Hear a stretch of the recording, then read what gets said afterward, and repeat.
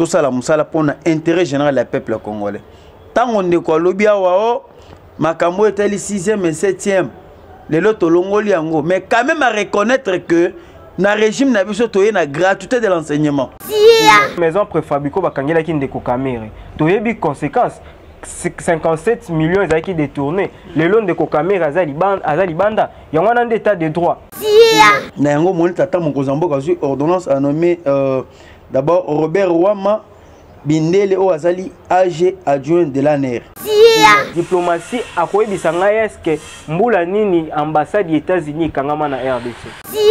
Na union sacrée eza pour vision tata mokozamboka. Toi bazo batin quand même. Toi qui ne makambo mai, toi qui ne banzela ba prometa ki, toi qui ne école ba réhabilitation ba école, toi qui ne hôpitaux, santé universelle ba prometa ki biso. Dans 3 ans wapi yango. Ba régime précédent tomona qui ba travailler sur souveraineté nationale, kolukako respecter ba institution établie, kolukako pesa surtout fierté à peuple congolais. Régime au tozali komona Congo est comme le rôle à papier.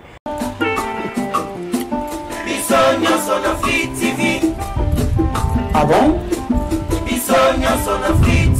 Free TV Caprice, Y'a Boss, Gérisson, Motema, Margela, Manuela, Awande, Banyuze ya solo, Papa na mama tokende, Kotala chaîne na biso yo. Bisonya sona Free TV. Awande basango ya solo.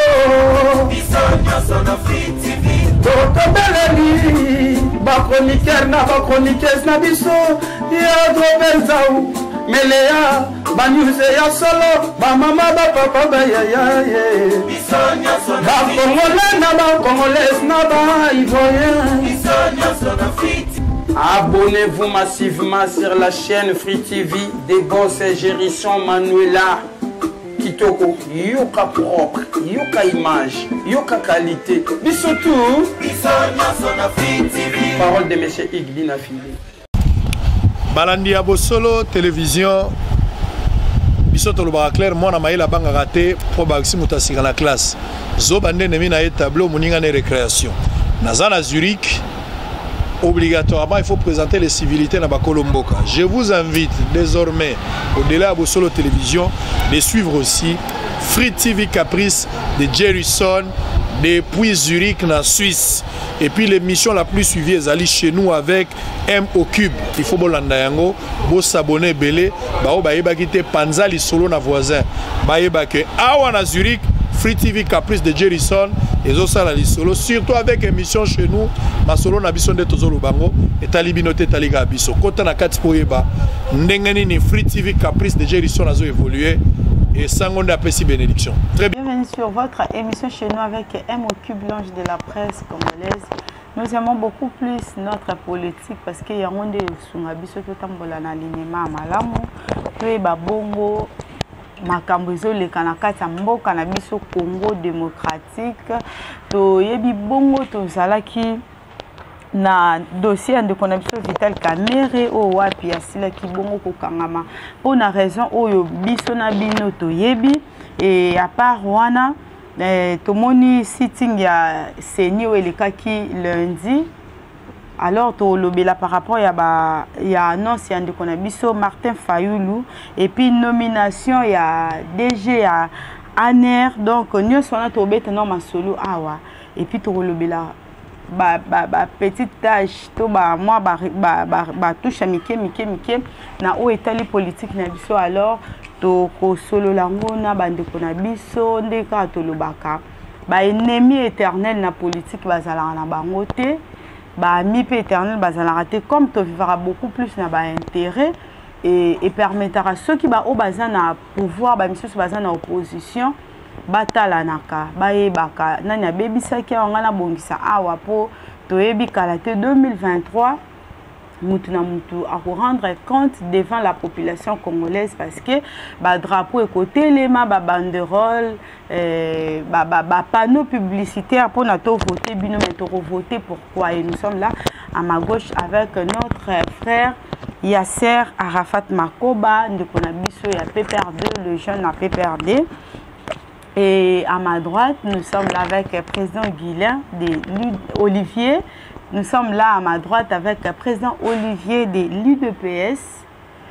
Yépé Azali Moko Oyo à chapeautara na ba parlement debout mingi ya Willery rond-point Willery soto mona risanga na kawana parmi batuana il est là oyo basala ke makambo na biso ya politique etambola malamu na ngambo ya UDPS ndeko Guilain ndeko na biso président Olivier Mbote madame bonne santé no santé malamu na ngolo nzambe na ndenge pe tokutani awa na plateau na bino na ndenge bino pe bopesi ngai confiance nazala am et aussi bonjour na co-débatteur na ngai ozali mpanzi pe na ngai. Voilà, merci beaucoup ndeko Makoba Mbote ndeko bonne santé ouais nzambazo sunga nzambazo sunga ba pasi yo kolie komi matata komela matata mais tozobunda kaka chose yo bandi mama kolie komi matata nyoso matata bongo matata ngo bandi kala na mbulo otuni ngai neni ni santé na biso difficulté toza na déjà ya kolia tala nini na kondi mikuwa parce que tozolia bien te bande ko wana ba na pouvoir balingi kosala makambo na ninga malamu te donc nzoto eza bien te nzoto eza bien te pour kolia eza malamu te to le kamba mona na question politique ya mikolo yo contrairement ya oyelekaki eloko nini oyo moni eza différence ya makasi ekoti ko affaiblir mboka politique ya lelo na politique ya lobi eza des papiers eza kwa likala na fufu donc eza totalement différent politique ya lelo ezali politique moko eza caractérisée par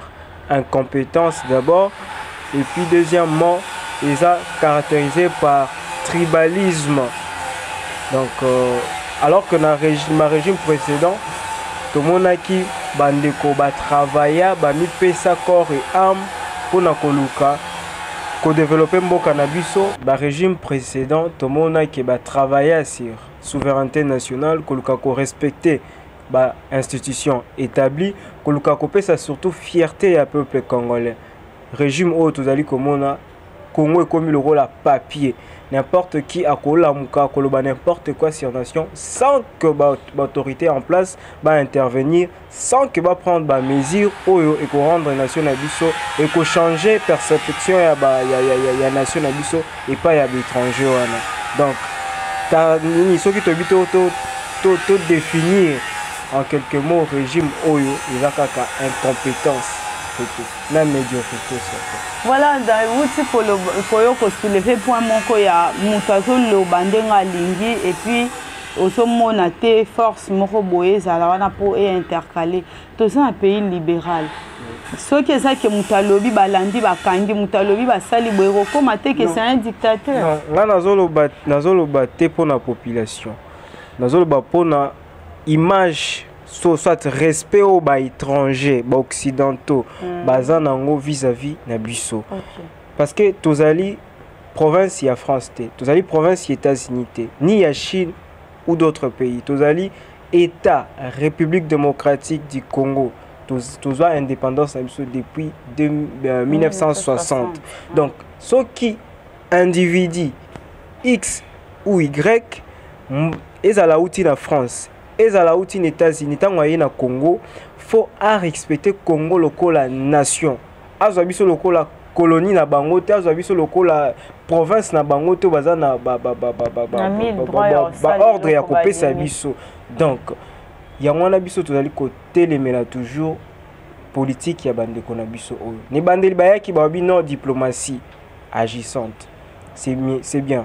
Mais diplomatie ya bango comme avec lokola ndé bakomi lokola ba mandian balala kapungi na mboka te mbeto ekoma na étranger koza ba avion butu moi pona kokendo koluka lisungi e bandeko wana toyebi ndenge batambolaka jamais bapesaka batu mbongo kaka po bapesa bino bakoya na bino na ba français bakoya na ba discours que non toza na posa kosunga peuple wana balongwa na pauvreté qui mieux kota en réalité eloko bango baza nango na mutu ezali nde ba minerai na biso ezali nde richesse na biso ezali nde instabilité na ya ba institution na biso pour que bango bazwa makoki ya ko imposer système de jeu na bango wana bandeko wana babandaki habitude na bango ya kokende kosenga mbongo kokende kosenga befort et lelo bakomi sikoyo na se bakomi koimposer bango biloko bacontrat bozo signé bozo yeba est-ce que contrat wana eza avantageux pour la population toté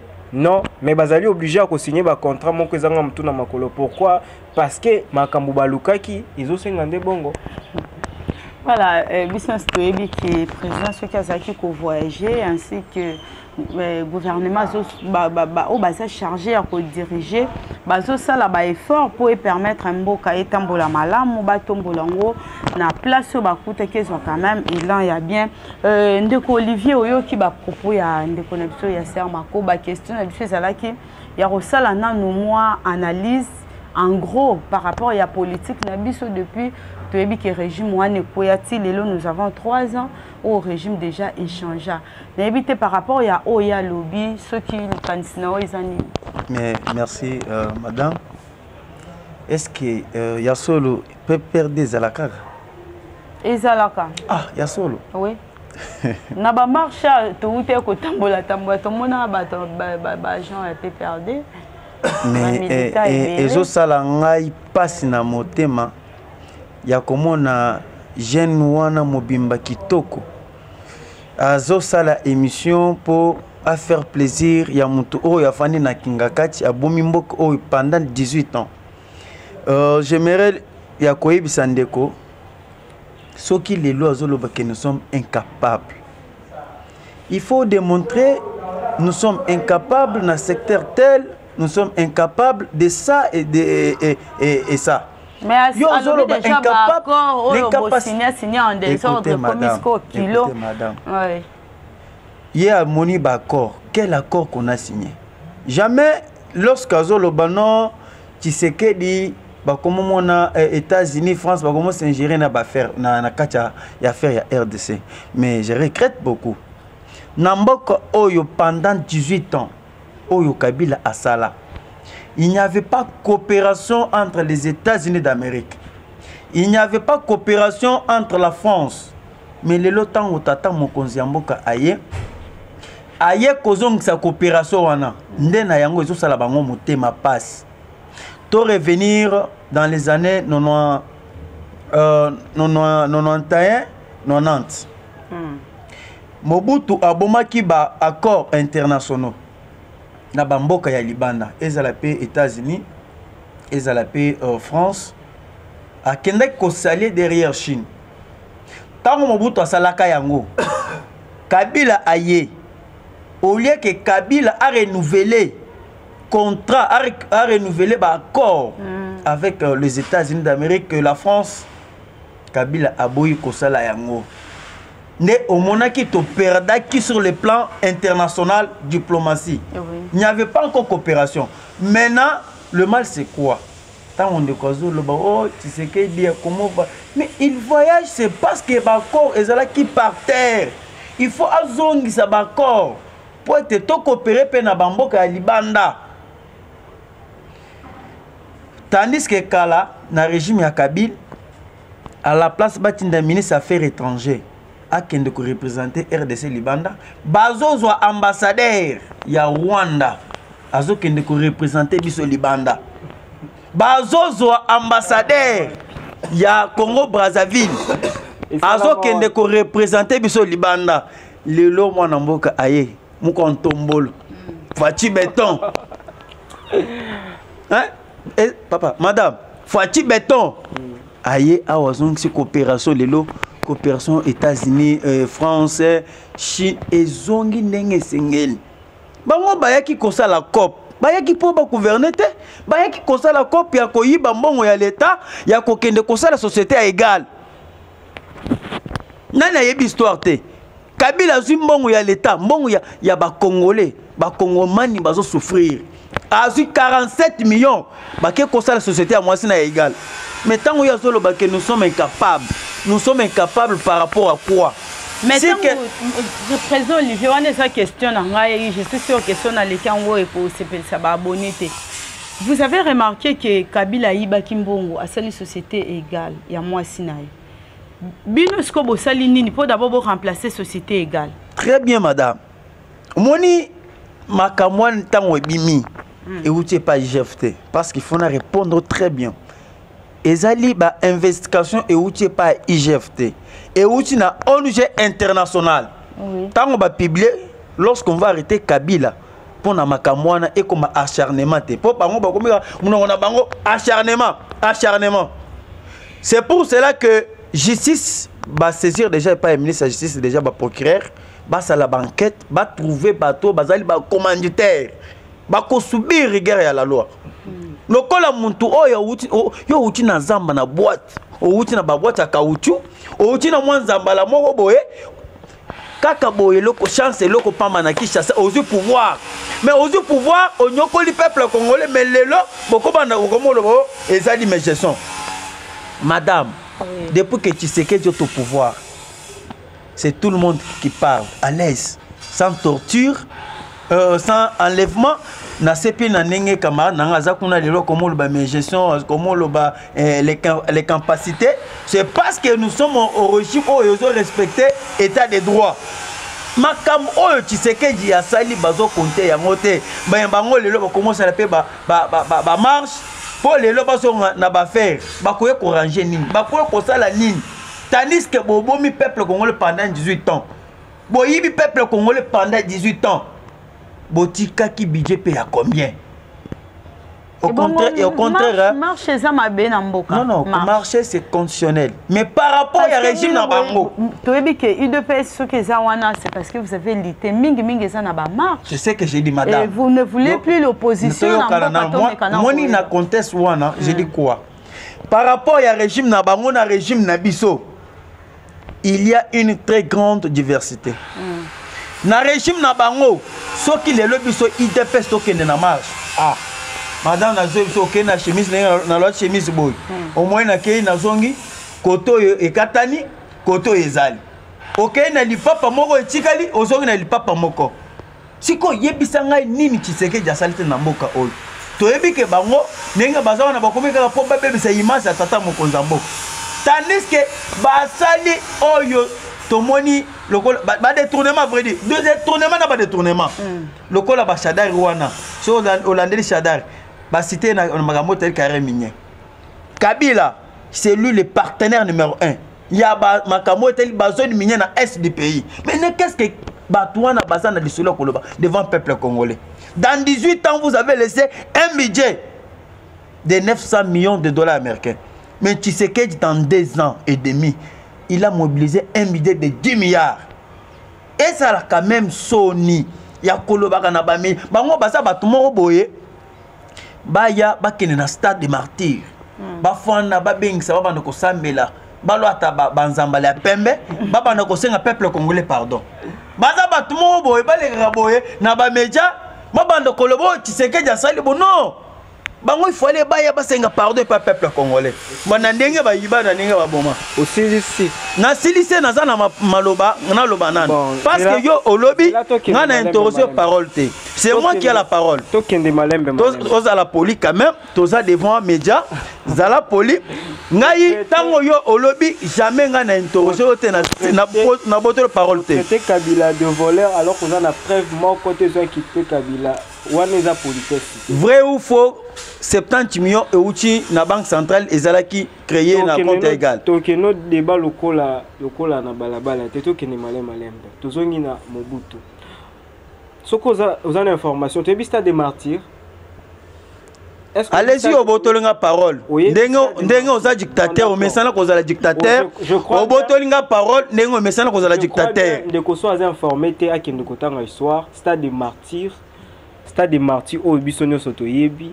Ezali stade oyo batongi yango na hommage ya bato bakufa po nekolo place wana parce que ba manifestaka contre pouvoir à l'époque yango bato wana bakufaka et à l'époque mutazalaka ministre ya intérieur ezalaki monsieur Etienne Tshisekedi wa Mulumba oyo yebi baposa akende koluka ba interview baposa Etienne Tshisekedi question yo en tant que ministre intérieur pourquoi boutique la police est tirée sur madame militant ngana na maloba to ou bien yesa na maloba po na moni yo pese minute na ye yanga minute obotoli ngai opesi ye peut-être na moni na kati ya plateau na za na moto FCC pe journaliste FCC peut-être na habité mais comment est-ce ngana na parole yo pese parole non mais ye moto non ngane na za na liloba ya koloba ye ase alobi soki ke azolinga ngana na lobi ye perdu parole mais surtout ça la ba partie en tout cas biso souci na biso ezali ko sala ba analyse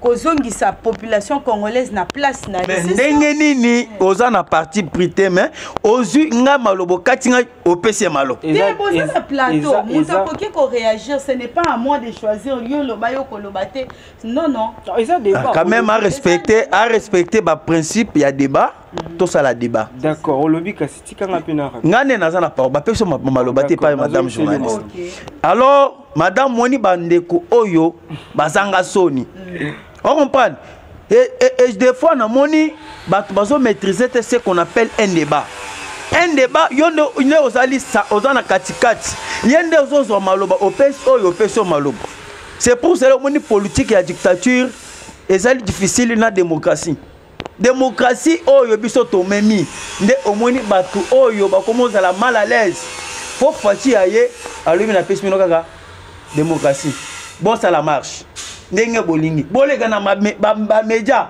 ndenge bolingi mena ko kanga mutu te de na yango omoni shada bakena ba marche basali ba marche à la place bisto beta bango bakaze bakomoyi bango ba téléphone bango na bango wana marche te madame et puis ça reste qu'on est en marche et comme à la place que bisto beta bango bakaze et comme shada au téléphone nga ibundi nani oyo camarade nanga utata nani ndeko nanga oyo grand frère nanga o nani lisanga bondo lisanga bonganga na mona peut-être lisanga bondo mais lisanga bonganga a telemi yope ba téléphone nanga ibung c'est pour vous dire que babungisa ba téléphone babungisa ki ba téléphone comme nazo na ba image wana na ko boa kilo yango ndeko tozo perdre de temps nazo ebisa yo madame et comme na moment bato basala marche bazo zoba mosolo bazo pesa bato 5000 tokenda marche tango bazo ba 5000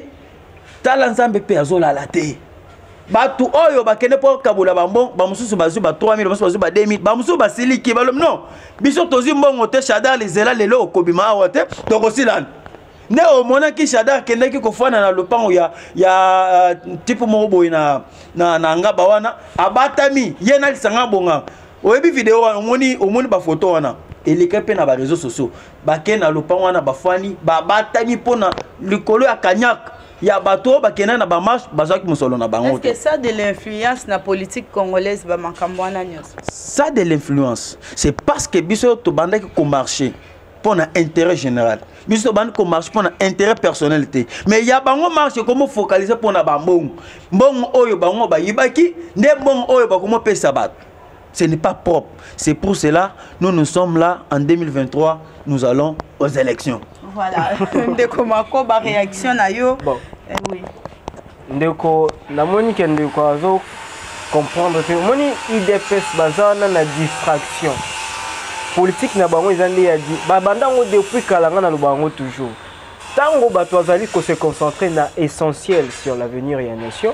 Bandeko ba na ba sujet ezanga mutuna makolo lokola bato moko batanga te bo permettre nga bolimbisa nga pour na terme. Nyonso ani zala ko distraire mboka. Babanda qui on a Mobutu. Ce qui a habité Etienne Aza parmi apôtre, acolyte ya Mobutu. Azala qui même kolata lokola Mobutu. Nini chapeau na Mobutu na kan lokola Mobutu. Tango balongoli ministre pasi wana nde Aza akendaki kokoma opposant. Et a bandi diabolisation. Ce qui lelo baza na pouvoir. Muto azo finga baboto wana azali mutu autaki mbujima ete aye koluka mbongo na Kinshasa non aza mutu azalaki na zamba Alexa jeunesse na ye na zamba abundi butu moiti aye kokota pona kozwa liberté et lelo na kati ya RDC toza na journée moko to célébraka ya liberté ezali entrée ya mutu oyo azofinga wana et lelo grâce ya wana nde bango bazwi makoki ya ozwa pouvoir oyo ezopesa ye makoki aloba n'importe quoi to leka kuna tokei bango bazana 18 ans Kabila, mais 18 ans Kabila ba gérera kanenge ni mutu ayebe olamba te so ba pesi nzungu yo yebe olamba ba pesi nzungu to ko sentir encore na sauce ata solo ya pamba ya sauce to comprendre que non sauce eza mutu ayebi kolamba bango ça fait 3 ans 3 ans pendant 3 ans baza incapable à réformer l'institution incapable to bandana projet 100 jours plus de 400 projets plus de 1 milliard de dollars déboursés pour na ba projet wana les loto wana résultat nini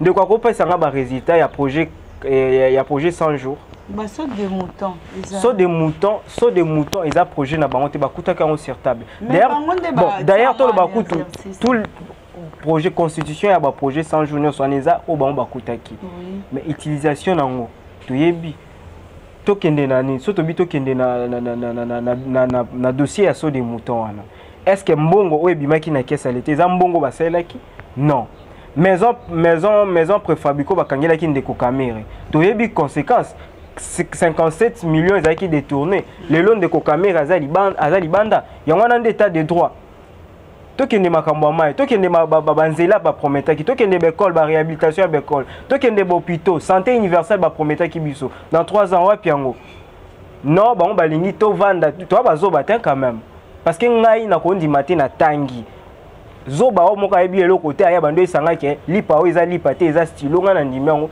jamais tant que eloko eza a nakoloba eza a le pays va mal tokovanda te tozela bango parce que baza na bokonzi parce que bango baza bana ya boposant parce que non tokoloba ke ça ne va pas marche wana aloba biso marche tosali marche lokola ba intellectuel to bambi mutu libanga te to beti policier te to tamboli ndenge sengeli mais bango ba marche na bango baza pekisa bango pourquoi bango marche ceux qui ba sali marche ezande kotumba bango marche ezande transco ceux qui transco société ane komi les victimes les lois ko perdre ba mobile bis nango ebele c'est parce que bande ko wana batumba plus de 100 transco donc azata na leçon moko te ya kopesa biso sur gestion parce que bango ndenge baza bongo bayebi eloko moko te diplomatie akoyebisa ngai est-ce que mbula nini ambassade des États-Unis kangama na RDC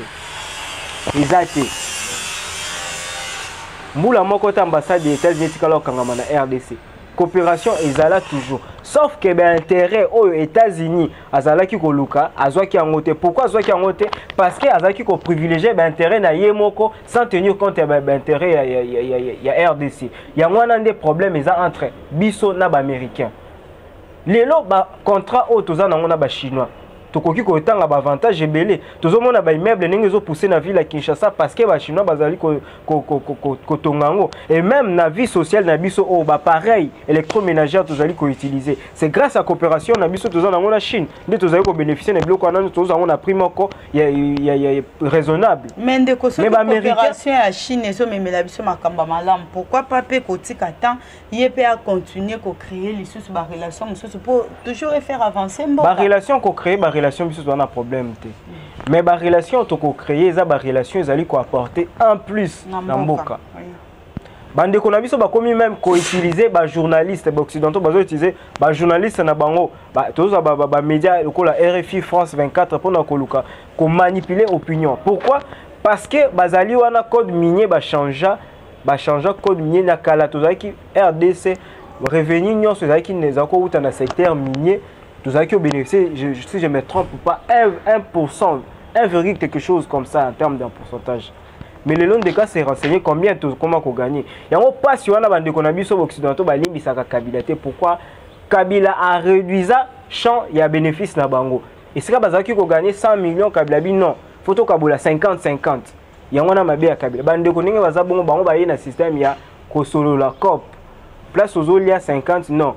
Mboka. Yozolia 50 PZ belé, katela biso moi 20, yozoa 40, mboka pezo soki moi 30 wana etikali. Et loko bango bazo benga nde diplomatie wana.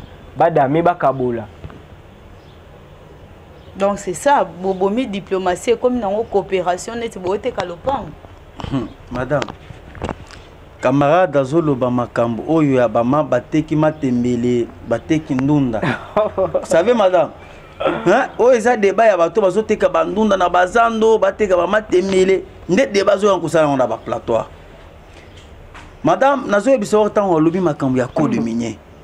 Ma makambo était le code minier, ça doit être réglé à l'Assemblée nationale. Ce n'est pas Tshisekedi alamuka na tongo boy pap a changé malambo makambo code minier. Quand le même code minier oyo bango batika ki na Assemblée nationale, ndé ezali jusqu'à maintenant. Alors, ne vous informez que bazo ka revoir ba contrat aux informés ozo la ki sa attitude na yo kaka ya ndenge bino bozana pe perdre biso na yite pesa bazo tangise biso comment est-ce qu'un faire un débat dictature ce n'est pas intervenir ezali dictature dictature démocratie madame pese parole à loba kaka démocratie pese ka parole à loba non il y a loba non c'est non à loba non parce que il se sent lésé ndenge soki nga na parole il y a se sentir mal à l'aise c'est parce que bayebi makambo oyo bango bazana kacha kosala apesa nga petan na loba pe loba kasi bango balobi il y a lobi non biso tokati coopération ya Chine. Ah, madame. Chine wana kaka Chine bango de bazo dembela sima ya Chine. Depuis que Kabila salaki accord na Chine. Et salaki accord signé non pas par le gouvernement congolais. Kabila kende ko sala accord personnel avec un individu, non pas accord avec le gouvernement chinois. Lelo tant Fachi a telemi pour changer makambo Fachi a salibo. C'est parce que bayebi madame tout le monde n'a pas vérité. Talana no Congo central mobimba oy. Kolongwa ao. Kishasa timwane tichela. Ba chinois babimisa kimbongo na bango plus ou moins 450 millions. Pour basala ba péage. Après qu'on sala ba péage, ba pesa ki ba chinois. Moi quelques zone minière ba exploiter. Ba exploiter zone minière mais basa le biso ba nani nzela basa le peine ba péage pour te bilo on revenir na maboko peuple congolais mais un moment batwana basali bazo exploiter goto ba minerai bazo sala péage bazo sala nzela mais ba moni mbongo wana ezo son kaka na caisse ya ba chinois. Imaginez-vous un pays comme la RDC comme ça avec 90 millions d'habitants. Oh ya o sacrifié économie à mboka pas ya un pays comme la Chine. Tant que monde kozo le banon Chine sinon ezo sala ngai mawa. Et sala ngai mawa ngai biso il fallait muton so zonga na musana ya kala. Soko za la chauffeur, zongo za la chauffeur. So politicien, zongo comme politicien. Non pas o sala meli melo, o sala ki na yo muntu azamba, o ya ozu politique comme président mais ozo côté ko diriger. Pour votre information. Biso ao Tozali bat modèle. Le seul parti politique, c'est l'IDPS. Nous avons pris ces pouvoirs démocratiquement. Tozu pouvoir na armate, nous tozala coup d'état de namboka oy. Mais bango baye moyen coup d'état. Bazali modèle était ya koyebisa bayi Congo. Biso tozwa ki pouvoir peuple a voter biso. Toleka. Et après tozu pouvoir. Vous seul passation du pouvoir. Mais alors, quelle image que nous avons donnée? C'est pour ça que nous appelons Félix, c'est un mot démocratique. Mais passation du pouvoir, on est là que ça a déjà le comment bien. Mais passation, on est là qui, par contre-cœur, Kabila n'avait pas besoin de laisser le pouvoir. Kabila n'avait pas besoin de quitter le pouvoir. Mais tant qu'on est là au moni, a écouté le pouvoir, a tika aussi parce que le peuple a linga qui était. Peuple oh a linga qui Kabila est là qui 0,1%. Sur 100% peuple, 0,1% de balinga kio. Tant au moment Kabila a quitté le pouvoir, il avait toujours ses ambitions de revenir à la chose de l'État. De quelle façon? Si vous regardez la politique au Kabila yakina yango, et ça la autorité morale, autorité morale, autorité morale. Et n'a pas ministre à l'État, bazo ki na kinga kati. Et papa qui ne compte la roi na bango. N'a pas député bazo tonda ebele chaque dimanche na kinga kati. Kabila aye koya kokoti sa politique au sein de l'institution. La institution monnaie parlement. Janine Maboune qui chapeautait à la tête. Un militante du PPRD. Une militante plutôt du PPRD. Azawa nazo géré. Au lieu que Makamo changer avancé, Bakomo est coach à bloc. Nantambo Mwamba, même. Na le premier ministre Luka, même. Maintenant, l'institution n'y a pas mis à tout en Ibanda Kotambo la malamte. Les temps où on a gestion et tout consort, tous ceux qui ont stabilisé, bah institution en boka. Pour ce moment, l'institution est Fanny Malam. Nous avons le Premier ministre, le président du Sénat, le président de l'Assemblée nationale, Mbosso Kodia. L'institution est Fanny. Que par rapport à Liboso, au moins, une militante, Liboso, il y a média, ils critiqué Tata Mokonzambo. Au président violé la constitution, au président Saliboy. Bah, personne c'est pour ça que Félix, je le félicite d'abord, c'est un grand politicien dans ce pays. Vous savez pourquoi? Et là, Kabila a abandonné la politique. Kabila a tigé politique, et là, comme Moboula Naye, a commencé à la Kishasa Kenge. A Kenge na moto, a zongi Kishasa na moto. C'est pour vous dire qu'il a abandonné la politique. Non, c'est pour vous dire qu'il a tigé politique, parce que politique, c'est il faut que à niveau na été. Mais président Olivier, vous parlez beaucoup plus de Kingakat. Ce discours, on a Kingakat, c'est raté.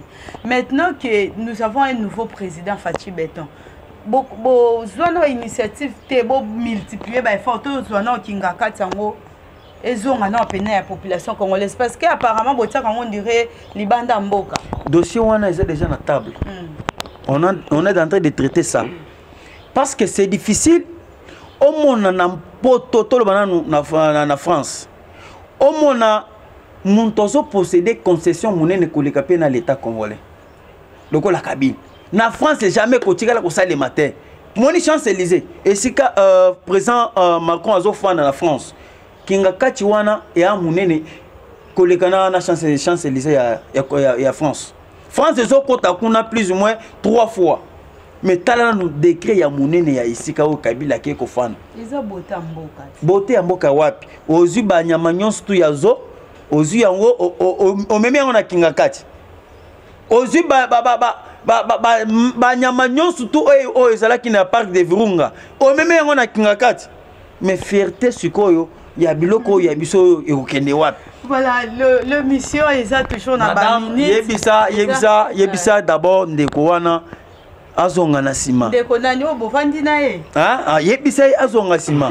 Parce que le leng oyo mboka ekufaki. Fati akutaki mboka ekufaki te à vrai dire. Mais Fati akutaki mboka na libulu. Soto ba ke mboka ekufaki bakoki couranger. Ah, bakoki couranger. Mais mboka ezalaki na libulu. Ba ye bazo timula rapo ba la musa yango ekoma boy.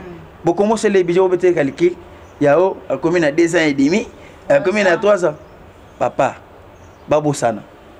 Batanga na maboko 3 ans déjà Fatia sana ba mandat ebele. OK. Fatia sana ba mandat ebele parce que nenge eza wana calcul eza simple.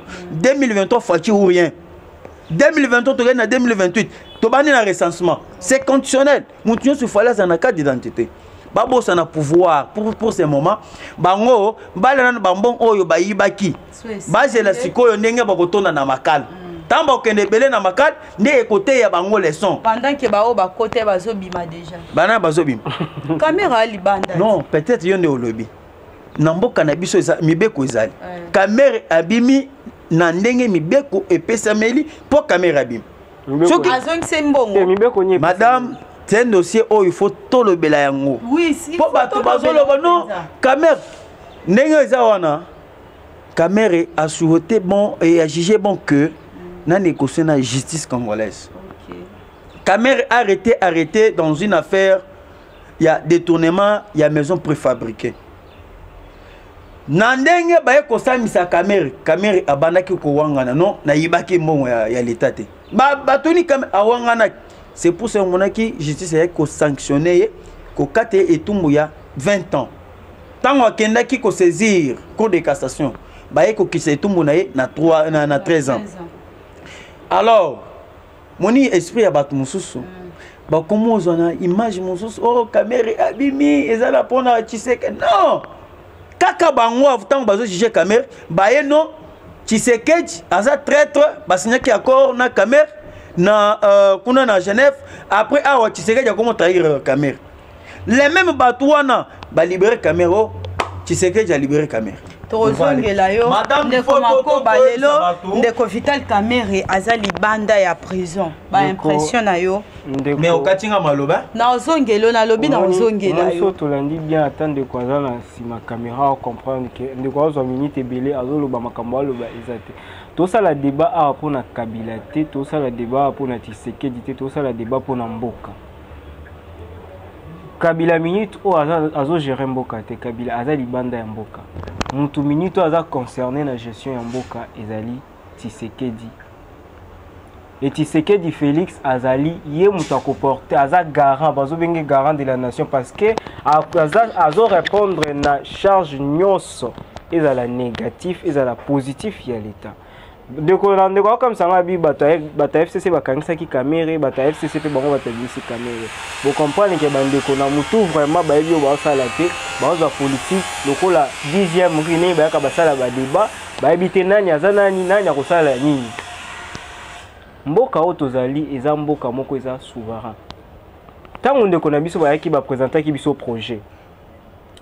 Projet au bazala qui est censé matérialiser pendant 5 ans.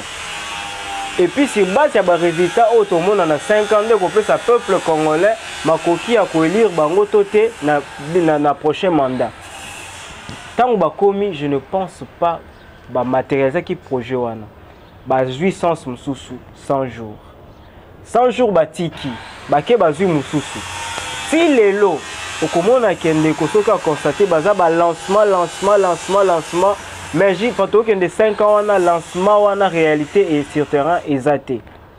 Biso tant que tozali ko telema koloba eza pona bandeko baza na bukonzité. Biso tozo telema ko bunda pona souffrance tozali komona ya peuple. Et peuple ozo accompagner biso soki a ko telema ko telemela bandeko bazonga susu na pouvoir te, c'est parce que peuple wana amoni ata bénéfice mon côté na gestion ya bandeko o. Bakoloba midi 14h Kabila Salibo et Kabila Salibo. Mais bino batoza na makoki te. Boye ki na biso na gratuité ti lelo bokomi no bana 6e po ba futa bana bokomi ko kabola or que premier 7e na soki ezanini 7e na 8e terme wana bango batoyela ki biso. Mais lelo kaka bango ba wangani 7e na 8e wana ekomi ke non wana eza secondaire tozongi appellation kala. Ndeko lelo boye biso tala nanu bayi awa non toko kitisa poisson koko ma $10 soki $5 poulet koko ma carton poulet koko ma $10. OK bato de pêche ya ki tondimi baza batu moko donc ba moni mboka lokola gestion ya mboka eza lokola balabala lisano ya bale balobi oui toze la concrétisation. Bandeko batanga bavandisi bango non basala makambo boye bamoni ke kuna tokoka te babi to somba ya biso ba commander. Est-ce que ndeko vous informé que ba procès za kopola na matadi? Est-ce que vous informé? Est-ce que vous informé que le gouvernement ya Namibie est déclaré l'état congolais ba poisson bo commanda ki zo bébé la biso avant bébé la biso boko match la biso makele les boya ko récupérer? Est-ce que vous informé? Politique est politique à mon côté ndeko. Politique est politique ya ba résultat. Biso to yaki na projet ndeko Kabila tanga ya initié projet 5 chantiers. Oh pe bosili ça té. 5 chantiers ezali d'abord état d'esprit. Oh 5 chantiers engloba qui ba problème sociaux nyonso. Ezala infrastructure, ezala o énergie, ezala o bo nyonso éducation, santé, nyonso ezala ki wana. Ezaki état d'esprit au Congolais nyonso fois nango na koluka ko améliorer makambo. Tango Kabila ye na mboka tozaki na ba banque te. Tozaki na ba banque te. Kabila a travaillé pour que lelo tozala na ba institution ya microfinance. Microfinance ezande de kozo pesa ndeko makala. Moi que des fois na banque ya minene ezate. Mais na ba microfinance toza na ngande kwa kokenda zui $200, azui $1000 et permettre à financer activité na. Wana na époque ka les ala quitter. Lelo tozomona résultat ba banque o combien komi na ngoa. Lelo ndeko koza na cabine ya ki azui crédit à financer ba activité na ye. Lelo toza na combien de ba petits entrepreneurs, petites et moyennes entreprises combien komi na kati ya RDC. Bandeko balingi komona nyonso wana te bango pona bango kaka pouvoir po ezala nde na IDPS. Bango pona bango nde bazwa makoki ya koimposer bato. Ndeko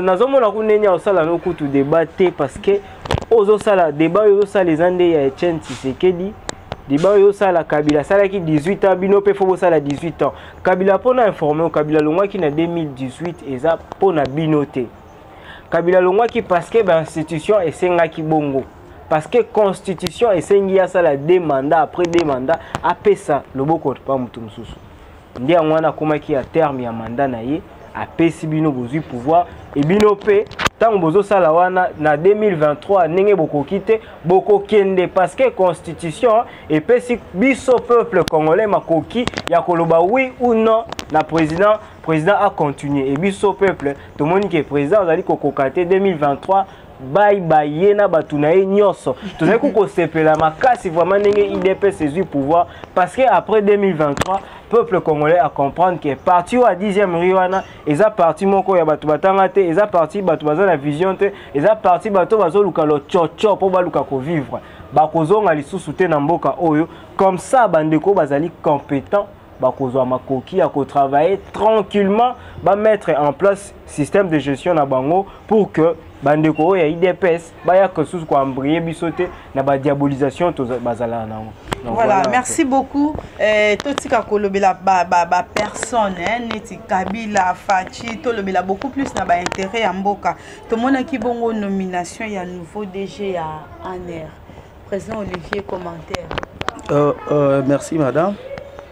D'abord nazana esengo ya komona ndenge tata mokonzi mboka zu ordonnance ya konomé ba chef ya sikana administration ya ANER. Bébé qui est mboka na biso oyo ezalaki na défi majeur ya komona ba étranger bazo ko occuper ba fonction ya minene na kati ya ANER. Tandis que ANER ezali service secret ya tata mokonzi mboka. Soko tali Kalev Mouton. Kalev c'est un Rwandais. Bazo fonction monnaie ba pesi Kalev. Tu es sûr que Kalev Mouton kozwa bande ko kozwa ba congolais acha bango na kati ya ba fonction minene. Je dis que non. Kalev okozaka bande konaye ba Rwandais ne ba koya wana po ba travailler pour na intérêt na ye. Service à renseignement na biso ezala ki partager avec les Rwandais. Ce qui bazo pesa information bazu yango batinda yango na Rwanda pe bazo teka ba plan nyonso ya RDC. Na yango moni tata mokonzi mboka zu ordonnance a nommé d'abord Robert Wama Bindele o azali AG adjoint de l'ANER.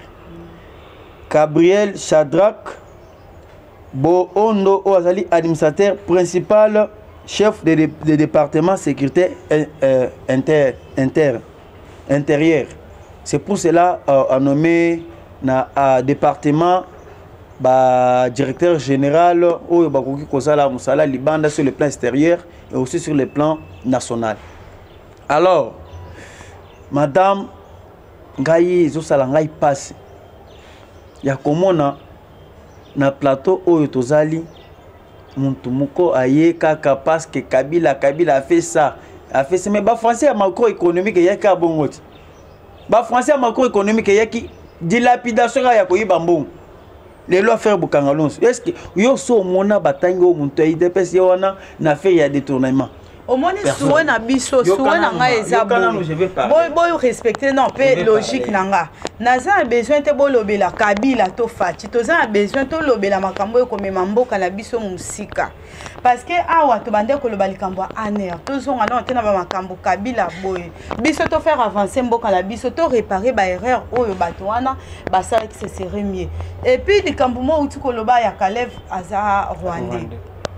Il est déjà remplacé. Sur la biso ezali changement ya solo et ça là parce que caméra j'ai des vidéos oyo l'aide des présidents benga kay rwandais deuxième vidéo na monia benga c'est notre frère j'ai des vidéos alors tout lukambo ke kende liboso au lieu to lukaka ba nationalité ya bato plus tard to changer donc à vrai dire madame tant on a lobby que rwandais nazo rappeler ba ikongo ba ke bato wana bazalaki mais lelo bazao bazana loba ya kolobate nana zangi koyeba yango c'est pour ça nazo ça ba ikongo que tout ça la musala pour intérêt général du peuple congolais tant on ne ko lobby awa makambo etali 6e et 7e lelo to longoli yango mais quand même à reconnaître que na régime na biso toye na gratuité de l'enseignement oyo bango babanda ki kosa la violation de la constitution de l'enseignement de koyeba que eza made in the 10e rite gratuité de l'enseignement ils a promis à partir de la constitution. Parce que bango ba exercer quand même malgré ça projet bino botikaki. Mais tant bango ba exercer, il faut quand même ko accepter que baninga ba sale lo kwa. Soki na plateau oyo yo lingika ko s'attacher na partie moko tu me dis. Yebisa ngai ou bien moi je reste calme, ye azlo basi ça makambo nyonso. Nga na parole. Azo boto la parole comment? Non non, ko se défendre. Ye alobi nga na s'ingérer na makambo na ye alobi wana makambo ya lukuta solo ba wana ata abeti kaka munoko nga na mo abeti kaka munoko kaka abeti munoko yekeyi na ngo. Mais na yo katele ko mo.